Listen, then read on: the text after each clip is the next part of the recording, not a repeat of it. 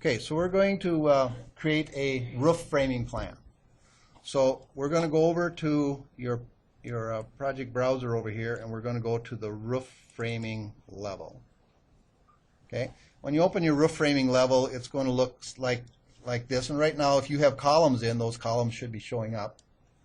And in my case, I have a lowered section of roof in the back, so it's showing that, and it's showing some stairs, and it's showing some curtain walls that I put in here. I don't want those to show on my roof framing plan. For whatever reason they showed up, so I can hide in the view that category.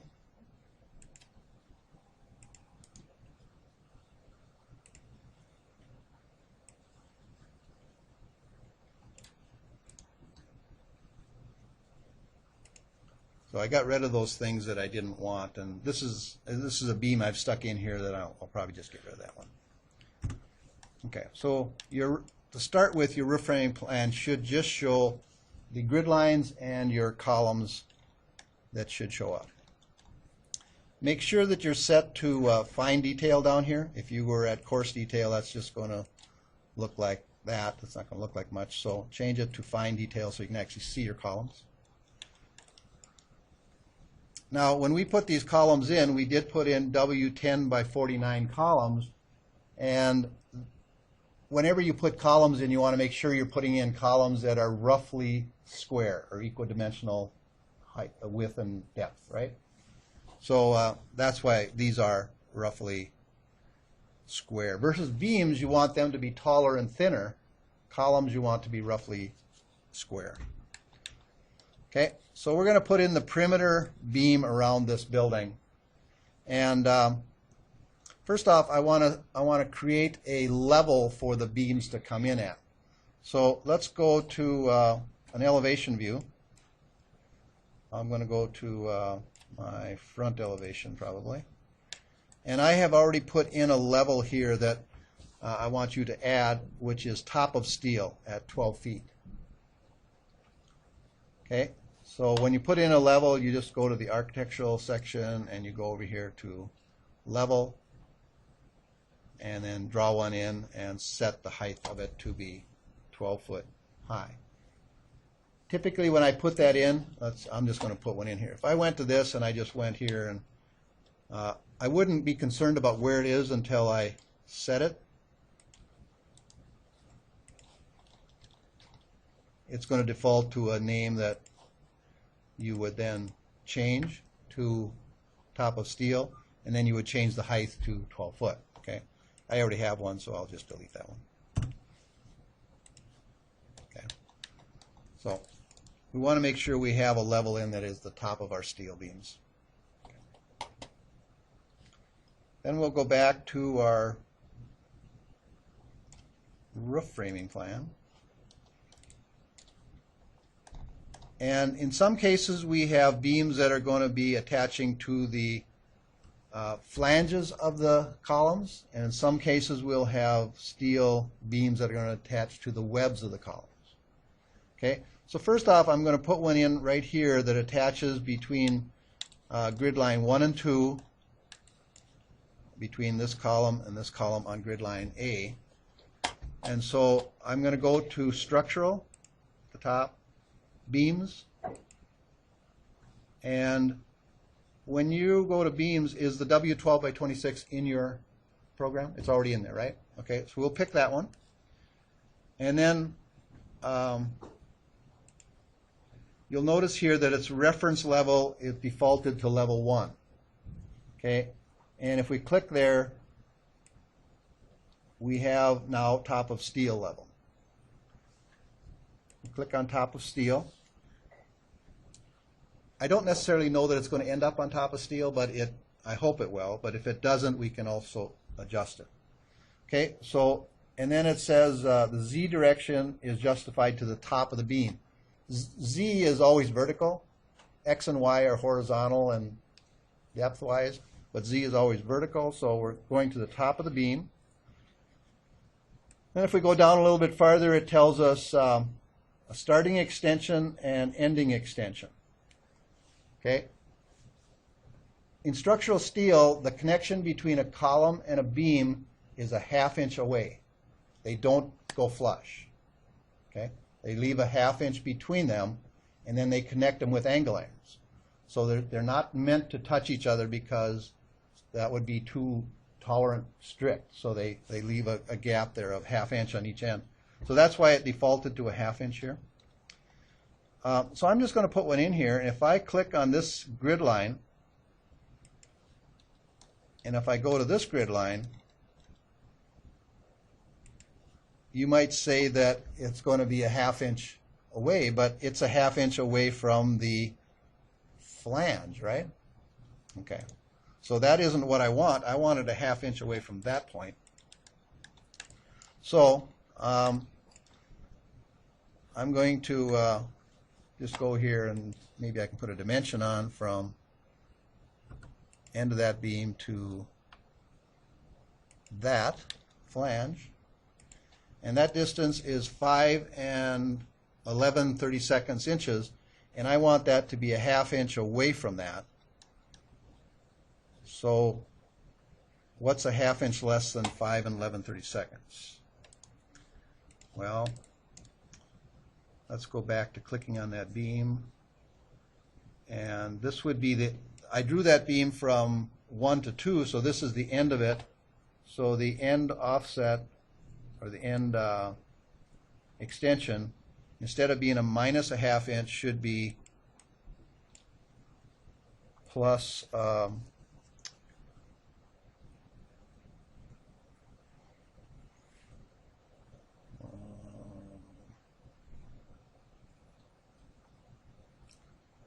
I'm just going to put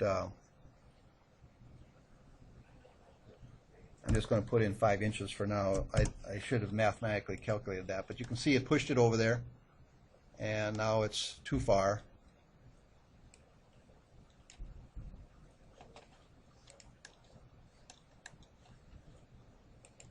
It should have been, what, maybe put in 4.5, 4 1/4.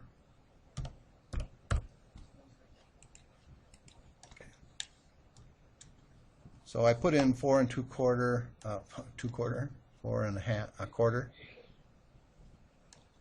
and it should be a half, so it should be, I can't click on this and change this, it won't let me do that.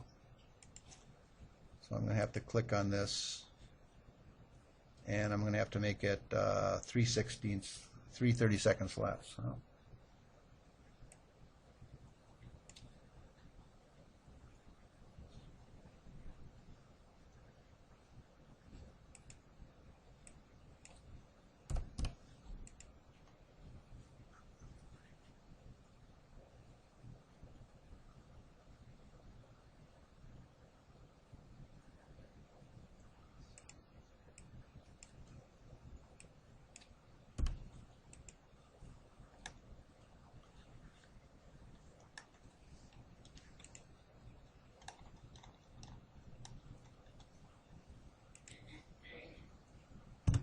Okay, I'm not going to waste a bunch of time doing that, but we need to get that a ½ inch away, okay?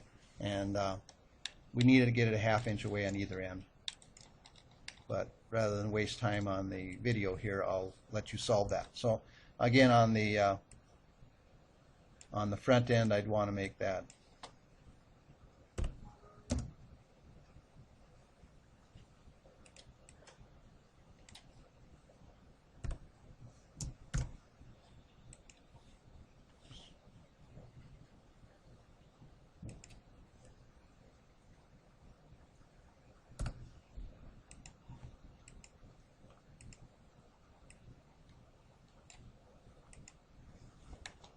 so we'd want it to connect like that, but make sure that that's roughly a ½ inch on each side.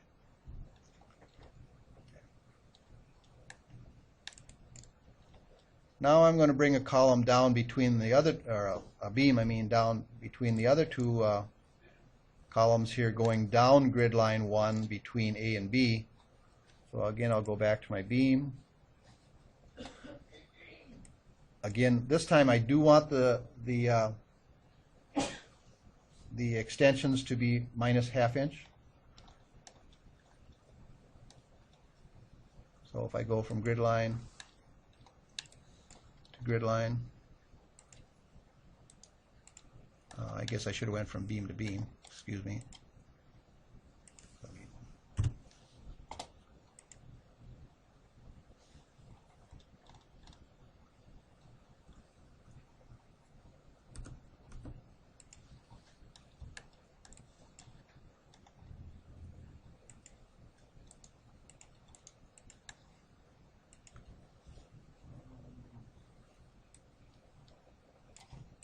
For some reason it's not doing that for me, but it should have. That should have been a ½ inch away.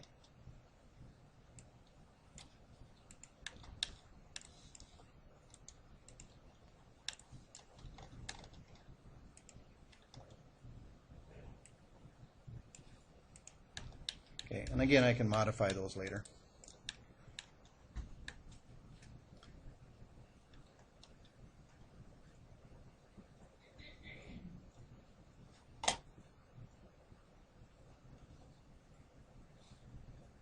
And let's go look at our building as an isometric for a second. And I'm going to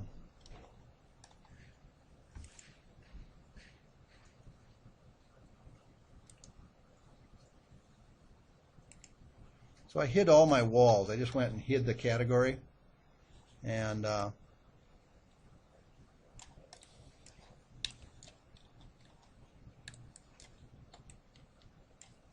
just so that I could look at it. It looks to me right now like it put them too high up in the building. So if I click on this beam, it put it at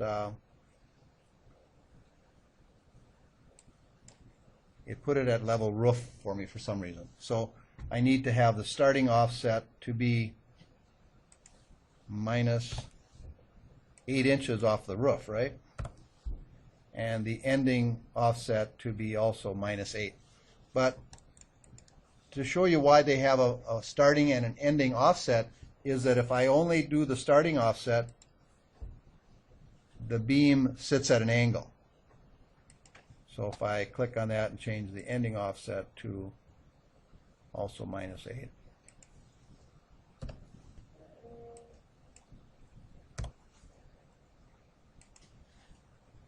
Okay. So now my beam is lowered.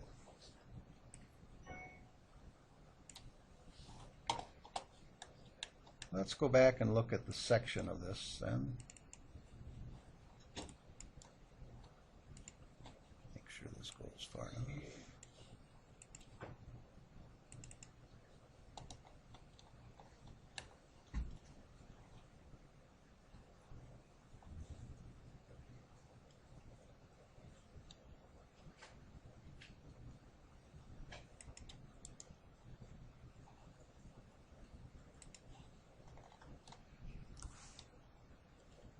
Okay, so here's my my columns that are down 8 inches, so they're in line with that level that is my top steel. And the beam that was going between grid line A and B, that's still up at the roof level, and I haven't lowered that one.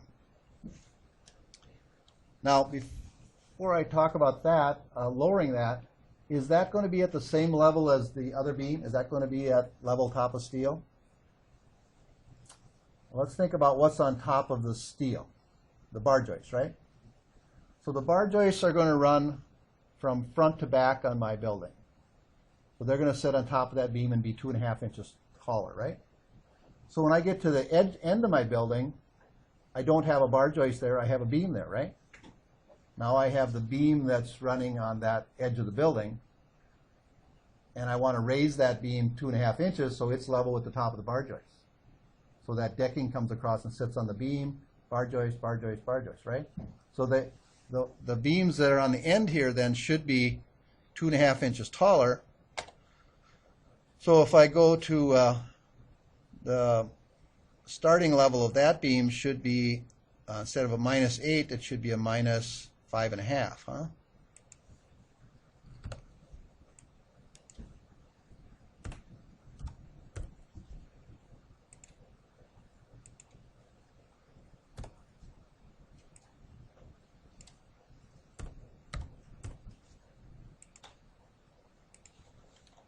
So now the top of this beam that's running on the edge of my building is 2.5 inches taller than the beam that's supporting the bar joist. This one doesn't support any bar joist, it supports the decking. So the bar joist now will sit on top of this beam and be supported and be 2.5 inches taller than the beam, and the decking will run straight across. Okay. So let's go back to our roof framing plan.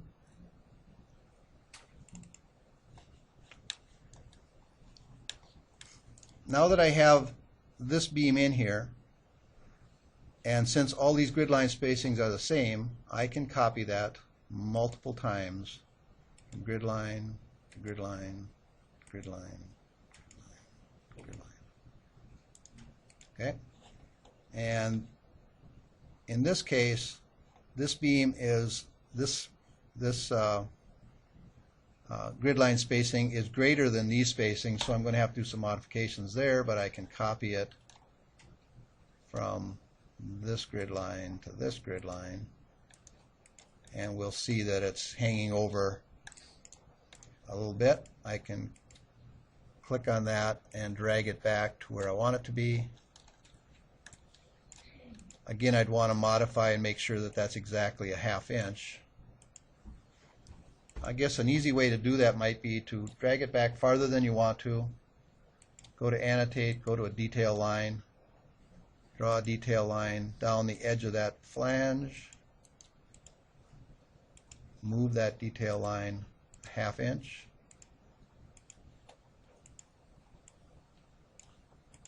and then drag the beam to it.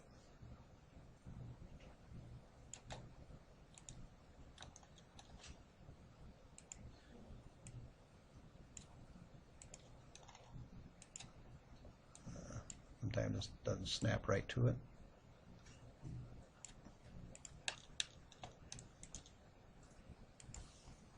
And I can delete that. And now I could copy that beam multiple times from here to here.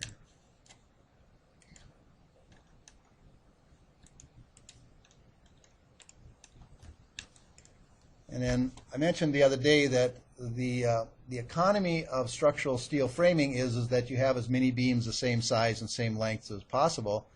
So this is another example of drafting time. I can click those beams and copy them from grid line to grid line to grid line, right? Okay, so again, I can have this framework pretty well done here in short order by copying that one from.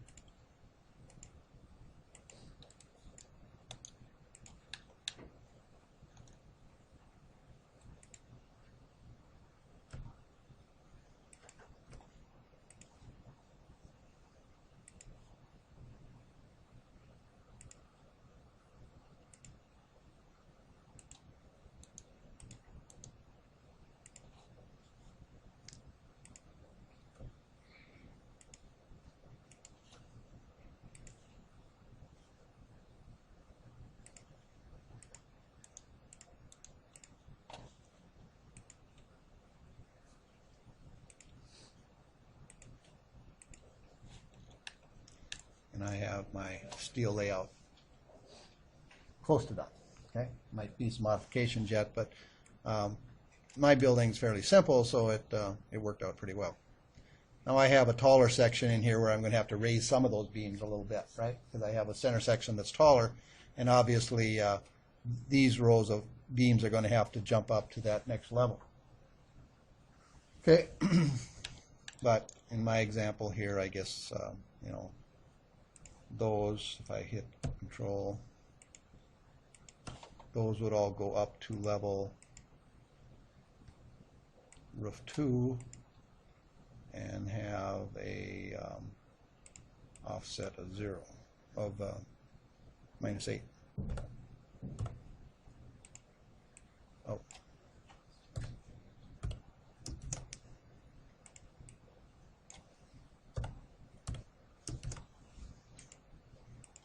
Okay, and they've moved up.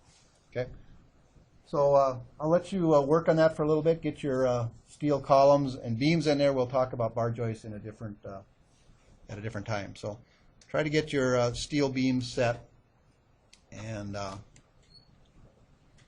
we'll go from there.